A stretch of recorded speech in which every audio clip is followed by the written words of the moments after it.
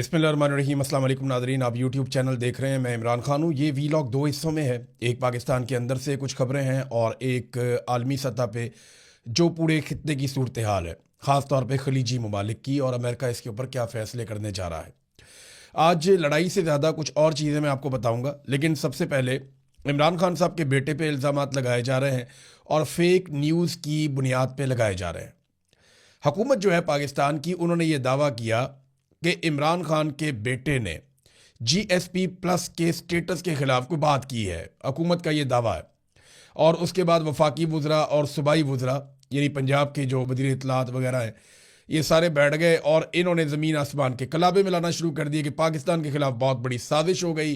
जनाब इमरान खान भी को बहुत बड़ा साजिशी है, उसके बेटे भी पाकिस्तान के खिलाफ साजिश कर रहे हैं। जनाब पहले वो मुतनाज़े नहीं थे, अब वो मुतनाज़े हो चुके हैं, और पता नहीं क्या कुछ कहानियां इन्होंने सुना दी। तो ज़रा फैक्ट चेक कर लेते हैं। एक तो देखें, वफाकी वज़रा ने प्रेस कॉन्फ्रेंस की है, ये कोई मजाक नहीं है। जब आप ओहदों पे छोटे छोटे लोगों को बिठाते हैं तो ओहदों की तौकीर भी जाती रहती है।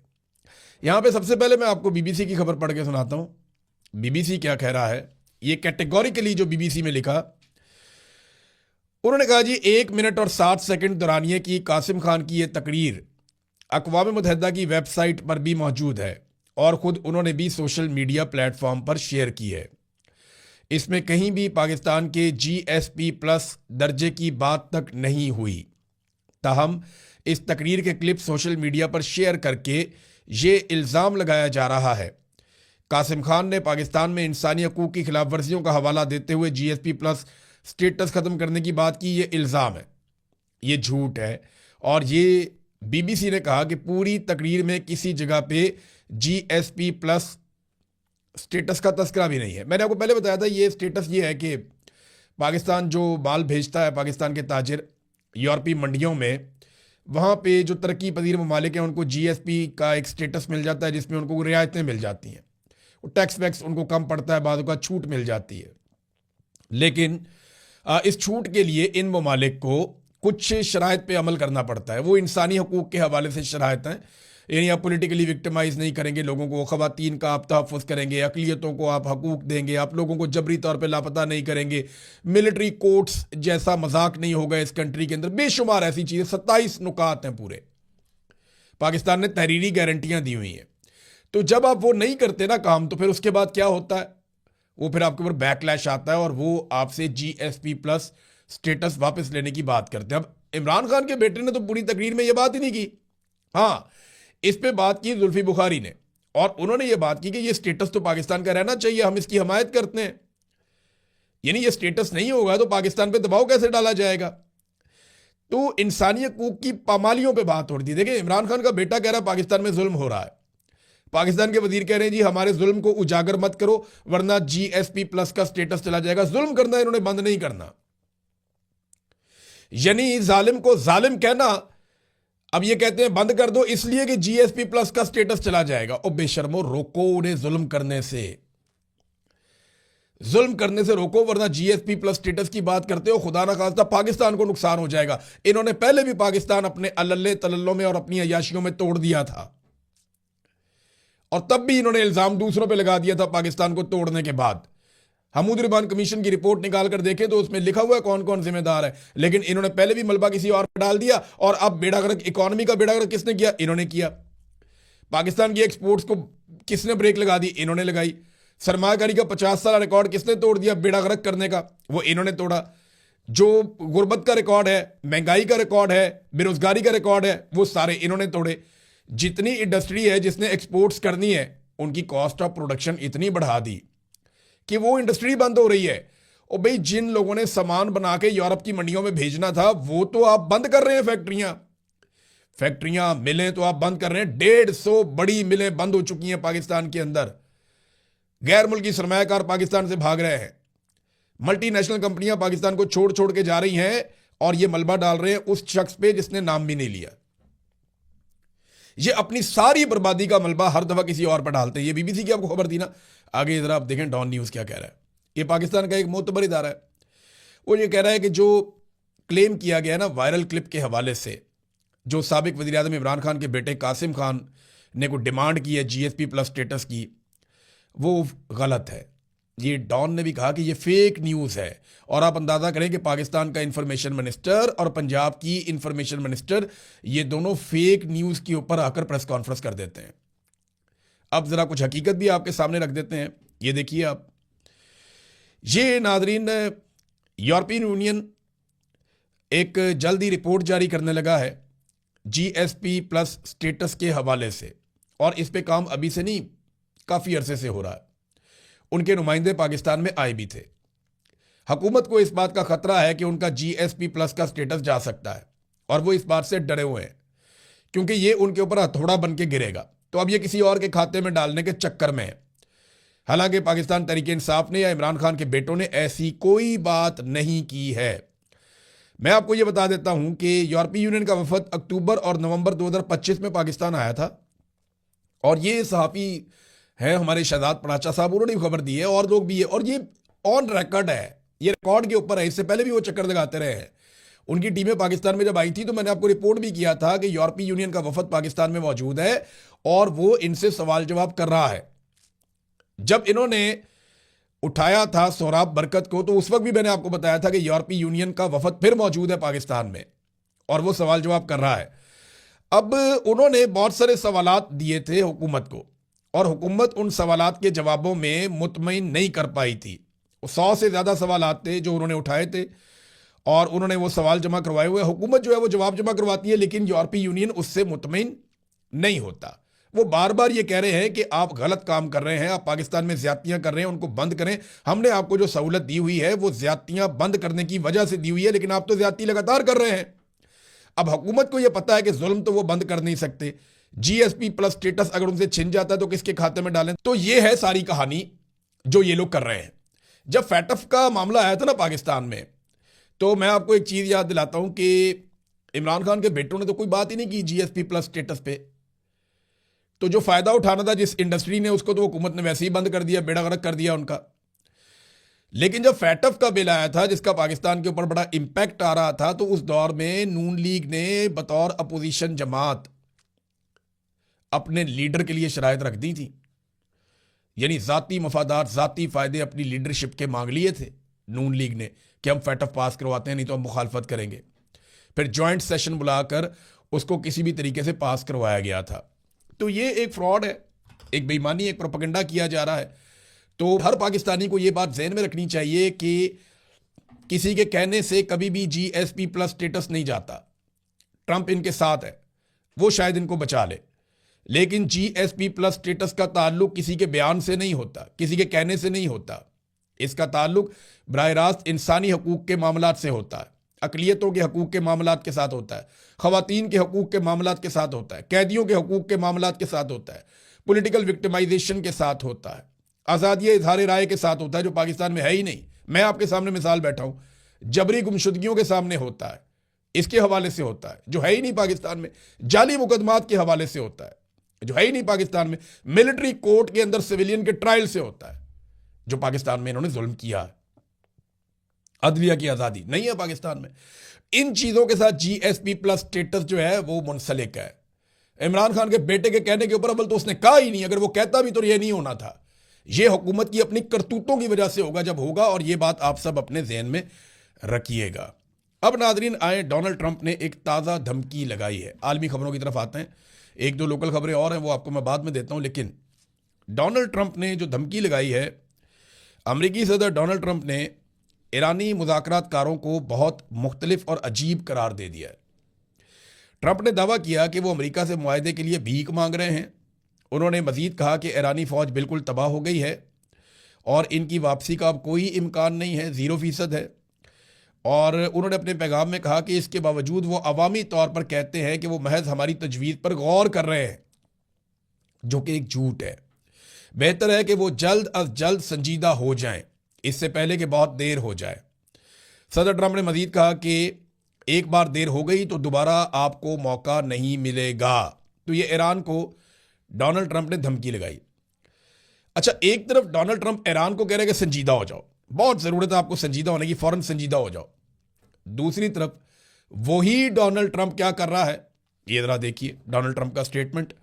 ईरानी मुझे अपना सुप्रीम लीडर बनाना चाहते थे लेकिन मैंने इनकार कर दिया। और मैंने कहा जी मैं नहीं बनना चाहता, शुक्रिया। ए देखो, एक तरफ यही शख्स कह, और हंसते हुए डोनाल्ड ट्रंप ने ये स्टेटमेंट दे दिया मजे से, लोग भी खुशियां मना रहे हैं। यानी कोई ये सोच सकता है, कोई ये इमेजिन कर सकता है कि आयतुल्लाह अली खामनाई की शहादत के बाद ईरानी उठेंगे और उठ के डोनाल्ड ट्रंप को अपना सुप्रीम लीडर बना देंगे? Is it possible? तो डोनाल्ड ट्रंप ने इसी किस्म के मजाक किए हैं हमेशा दुनिया के साथ कि मैं जंगों को रुकवाने वाला हूं, मैं बोर्ड ऑफ पीस में जो है वो पूरी दुनिया को अमन में ले जाऊंगा, मेरे फेवरेट फील्ड मार्शल और वज़ीर आज़म शहबाज शरीफ से वो लतीफ़े सुनवाता है कि मैं सलूट करता हूं, आप दुनिया के सेवियर हैं, दुनिया को आपकी ज़रूरत है इस वक्त, आपने कमाल कर दिया, आपको रमज़ान मुबारक के महीने में मुबारकबादें हों, और पता नहीं क्या कुछ शहबाज शरीफ ने गेम चुकी हुई है, आसिम मुनीर साहब ने भी गेम चुकी हुई है, और डोनाल्ड ट्रंप ने इनकी गेम। ये कितना संजीदा आदमी है, आपने यहां से अंदाज़ा लगा लें कि कितना डोनाल्ड ट्रंप ईरान को जानता है। बस इतना ही वो पाकिस्तान को भी जानता है कि ईरान जिसके साथ वो जंग में है उसके बारे में ऐसा मजायका खेज दावा कर दिया कि जनाब वो कहते हैं कि सुप्रीम लीडर बन जाओ, तो मैंने शुक्रिया अदा किया कि नहीं मैं नहीं बनना चाहता, और अमेरिका में ये कहानी सुना दी डोनाल्ड ट्रंप ने। तो ईरान को कह रहे कि संजीदा हो जाओ, और अपनी संजीदगी का आलम आप सिर्फ इस मामले में यहां पे देख सकते हैं। ये जो जंग है ना, ये डोनाल्ड ट्रंप को बचाने के लिए थी, यानी डोनाल्ड ट्रंप ने अपनी स्किन बचाने के लिए ये जंग लड़ी थी। लेकिन उल्टा हुआ ये कि ये जंग डोनाल्ड ट्रंप को सहारा देने की बजाय लेके डूब रही है। एप्स्टीन फाइल से तवज्जो हटानी थी, कुछ दीगर मामलात में डोनाल्ड ट्रंप को हीरो बन जाना था, फिर अमेरिका के अंदर जो इख्तलाफात बहुत बढ़ गए हैं, नो किंग मूवमेंट भी चल रही है। 28 तारीख को एक बहुत बड़ा 2 दिन के बाद वहाँ पे एहतजाज होने जा रहा है, हफ्ते वाले दिन अमेरिका में, और दावा ये किया जा रहा है कि बड़ा खौफनाक एहतजाज होगा, 9 मिलियन लोग निकाले जाएंगे। लेट्स सी इतने लोग निकलते हैं या नहीं, लेकिन इससे पहले उन्होंने जो टारगेट रखा है, पहले 3 मिलियन, फिर 5 मिलियन, फिर 7 मिलियन, तो उनके चारों एहतजाज कामयाब हुए हैं। अब 5वीं मरतबा वो 9 मिलियन लोग निकालते हैं तो ट्रंप पे प्रेशर बढ़ेगा।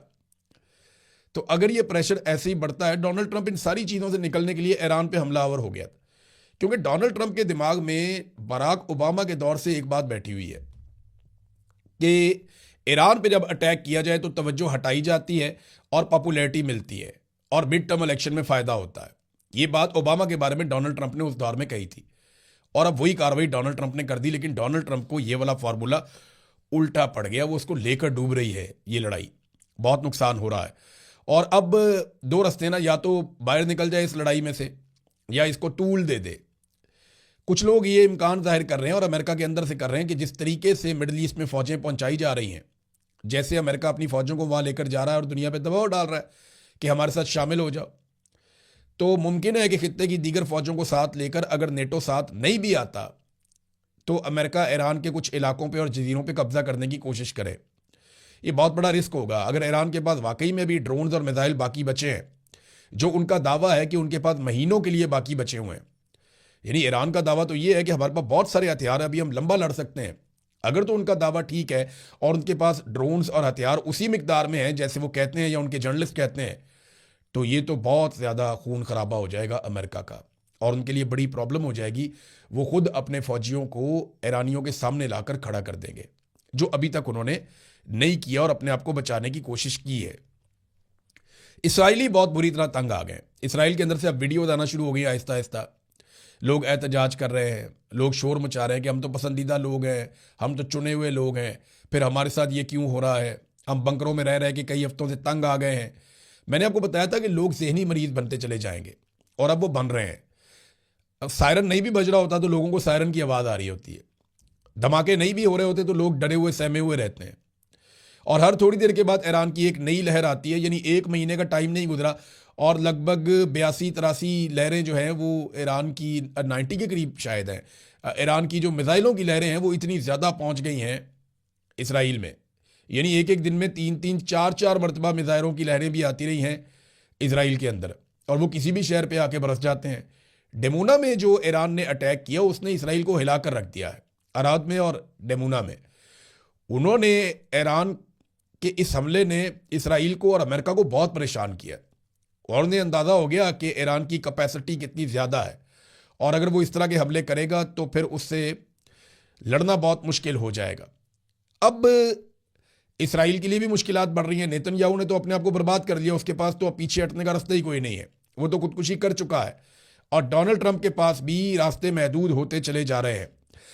एक और डेवलपमेंट हुई है रीजन में, जिसको इसराइल की जानिब से ये खबर दी गई है। उन्होंने दावा किया कि उन्होंने बंदर अब्बास में एक फ़िज़ाई हमला किया, जिसके नतीजे में अहम ईरानी कमांडर अली रज़ा को शहीद कर दिया। ये अली रज़ा कमांडर वो है जिसके ज़िम्मे था कि आबना हुर्मुज़ को बंद रखना, ये इसराइल ने दावा किया। अब इससे क्या आबना हुर्मुज़ खुल जाएगा? तो ईरान एक मुल्क है, वो एक कौम है, उनके साथ और बहुत सारे लोग हैं। वो एक फ़ौजी शहीद हो जाएगा, दूसरा आ जाएगा। जिस मुल्क को आयतुल्लाह अली ख़ामनई की शहादत से फ़र्क नहीं पड़ा, उसे कमांडर की शहादत से तो फ़र्क नहीं पड़ेगा ना। वो आबना हुर्मुज़ को बंद रखेंगे। अब उसको खुलवाने के लिए ताकत का इस्तेमाल अगर अमेरिका करने जाता है तो ये अमेरिका के लिए बड़ा मुश्किल और कठिन काम होगा।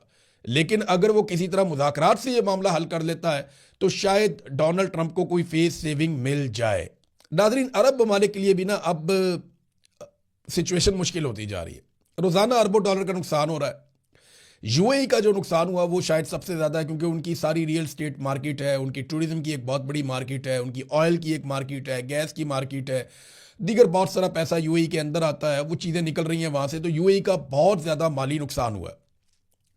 अब इसमें उन्होंने एक बड़ा बोल्ड डिसीजन लिया यूएई ने। खबर यह है कि मुत्तहिदा अरब अमारात ने ईरान के साथ जंग बंदी मुस्तरद कर दी और वो ईरान के खिलाफ ज़मीनी हमले में शामिल होगा। ये रॉयटर्स ने और वॉल स्ट्रीट जर्नल ने यह खबर दी है। वो मुतालबा करते हैं कि तेहरान के मुकम्मल खतराती नेटवर्क को पहले ख़त्म किया जाए, जिनसे हमें ख़तरा है वो सारा नेटवर्क तेहरान के अंदर ख़त्म किया जाए, ये यूएई ने कहा। और जो एक सफ़ीर है यूसुफ अल अतीबा, उन्होंने तस्दीक की है कि मुत्तहिदा अरब अमारात आबनाए हुर्मुज़ को दोबारा खोलने की कोशिशों में शामिल होगा। वो आलमी तेल के लिए एक अहम गुज़रगाह है। उन्होंने कहा कि अमेरिका में मुत्तहिदा अरब अमारात की जो 1.4 ट्रिलियन डॉलर की यानी 1400 अरब डॉलर की सरमायाकारी का जो मामला है वो भी हम जारी रखेंगे, ख़त्म नहीं करेंगे। उन्होंने कहा कि ईरान को टिकाने लगाए बगैर मशरिक़ वस्ता में अमन मुमकिन नहीं है, लिहाजा जंग बंदी मुस्तरद कर दी है। अमेरिका और इसराइल से मुतालबा किया कि ईरान को मुकम्मल टिकाने लगाया जाए, इनका काम तमाम किया जाए ताकि खित्ते में अमन हो। अब ये जो है सोशल मीडिया के ऊपर बाकायदा ये खबर मौजूद है और ईरान के मामले में यूएई का अपना एक मौक़िफ़ है और यूएई के ऊपर अटैक भी बहुत किया है ईरान ने। यानी अगर इसराइल के बाद किसी मुल्क को सबसे ज़्यादा डैमेज हुआ है तो गालिबन ऐसा दिखाई देता है कि वो यूएई है, दुबई है। काफ़ी नुकसान हुआ वहाँ पे और बहुत सारे लोग जो हैं वो ये मुल्क छोड़ कर गए हैं। बड़ी तादाद में अभी भी वहाँ एयरपोर्टों से लोग निकलना चाहते हैं। नाज़रीन, रूस को बहुत फ़ायदा हो गया इस सारी लड़ाई में। यानी रशिया ने जो इजाफी पैसा बनाया है वो रशिया सोच भी नहीं सकता था। इस एक महीने की लड़ाई में रूस ने गैस और तेल की मद में जो इजाफी पैसा बनाया वो लगभग 10 से 12 अरब डॉलर है। और अगर ये लड़ाई तूल पकड़ती है या ये सिचुएशन प्रलॉन्ग करती है तो इसमें रशिया मज़ीद इतने पैसे या इससे ज़्यादा पैसे बना सकता है। तो ये एक बड़ी कमाई है जो कोई भी मुल्क कर सकता है। तो रशिया को बहुत फ़ायदा हो गया इस लड़ाई में। अमेरिका को, इसराइल को नुकसान हुआ, ईरान को बहुत नुकसान हुआ, मिडल ईस्ट को बहुत नुकसान हुआ, लेकिन रशिया को फ़ायदा हुआ। चाइना का तेल नहीं रुका, चाइना को तेल की सप्लाई ईरान ने जारी रखी, उसकी वजह से चाइना को उतना नुकसान नहीं हुआ। लेकिन नुकसान उन ममालिक को हुआ है जो ममालिक ईरान के ख़िलाफ़ है या ईरान को ज़ाती तौर पर नुकसान हुआ है। लेकिन ईरान ने कम से कम एक बात साबित की है कि ये मिथ उन्होंने तोड़ दी कि अमेरिका और इसराइल के ऊपर वापस अटैक नहीं किया जा सकता। वो वापस का जो अटैक है ना ईरान का, वो उसको तारीख में बहुत फ़ायदा देगा। लेकिन इस मरले पे बहुत सारे लोग ये कह रहे हैं और ईरान के अंदर भी ये सोच मुख्तलिफ लोगों में मौजूद है कि अगर बेहतर मुज़ाकरात हो जाएं और एक अच्छी डील हो जाए जंगबंदी की तो वो कर लेनी चाहिए और अपने सिक्योरिटी पे कंप्रोमाइज़ किए बगैर अगर कोई डील होती है तो वो ईरान को सूट कर सकती है। अब नाज़रीन, पाकिस्तान वापस आते हैं। वहाँ से दो खबरें हैं। एक तो मुराद सईद साहब की जो सेनेट की नशिस्त है उसको फारिग कर दिया गया। 9 मई का केस है जनाब, ATC अदालत है, उन्होंने कहा जी फारिग करें। इलेक्शन कमीशन ने नोटिफाई भी कर दिया। तो मुराद सईद साहब को सिर्फ इसलिए कि इस्टेब्लिशमेंट को पसंद नहीं और कोई बात नहीं है। इसहाक डार जो है वो क्रिमिनल थे, वो भी एक दौर में, और पाकिस्तान से भागे हुए थे, इश्तिहारी थे, लेकिन सेनेटर के तौर पे बरकरार रहे। फिर उनको लाके पाकिस्तान में वजीर ख़जाना भी बनाया गया। हालांकि ये कहा जाता था कि उन्होंने तबाही फेरी है, लेकिन वापस लाके बनाया गया। तो एस्टेब्लिशमेंट को इससे कोई लेना देना नहीं है, कोई करप्शन करता है या कोई लूटमार करता है, इससे कोई लेना देना नहीं है, वो प्रॉब्लम ही कोई नहीं है। वरना हम अपने स्विस बैंकों से पैसा वापस मंगवा लेते, उन्हें ये प्रॉब्लम नहीं है। उन्हें अपने ज़ाती मफाद का मसला है कि हमारे रास्ते में कोई ना आए, जो हमसे इख्तलाफ करेगा उसको हम तबाह बर्बाद कर देंगे, और यही हम होता हुआ देख रहे हैं। नाजरीन, एक और खबर है और ये पाकिस्तान से कुछ सहाफ़ियों ने दी है और इसकी कंफर्मेशन आप भी कर सकते हैं कि जो गल्फ स्ट्रीम का जहाज़ है जो पंजाब गवर्नमेंट ने लिया था, बड़ा ही मुतनाज़ जहाज़ है, कभी ये इधर चला जाता है कभी उधर चला जाता है, तो इसको ट्रैक करते रहते हैं सहाफ़ी और लोग। तो अब जनाब ये खबर आई है कि इसकी पब्लिक ट्रैकिंग बंद करवा दी गई है। अब कोई शहरी ये नहीं जान सकेगा कि जहाज़ कब कहाँ गया और कितना अरसा और कहाँ रहा। अब अंदाज़ा करें कि कौन से खुफिया दौरे इस जहाज़ ने करने हैं या कौन से खुफिया टूर इस जहाज़ ने लगाने हैं जिनको छुपाने के लिए इसकी पब्लिक ट्रैकिंग बंद कर दी गई है। आप अंदाज़ा करें, दुनिया भर में शफाफियत होती है हुकूमतों में। सियासतदान अपने आप को नीट एंड क्लीन दिखाने के लिए बिल्कुल शफाफ रहते हैं, मैं यहां गया, ये टाइम मैंने यहां गुजारा, क्योंकि पब्लिक मनी है ना, पब्लिक का टाइम है। अब अवाम के पैसों से खरीदा हुआ 11 अरब का अय्याशी वाला जहाज, वो अय्याशी के लिए कहां जाएगा, इसके बारे में आप जान नहीं पाएंगे, क्योंकि उन्होंने उसकी पब्लिक ट्रैकिंग बंद करवा दी है मुबैना तौर पे। अब तक के लिए इतनी, अपना ख्याल रखिएगा, अपने इस चैनल का भी। अल्लाह हाफ़िज़।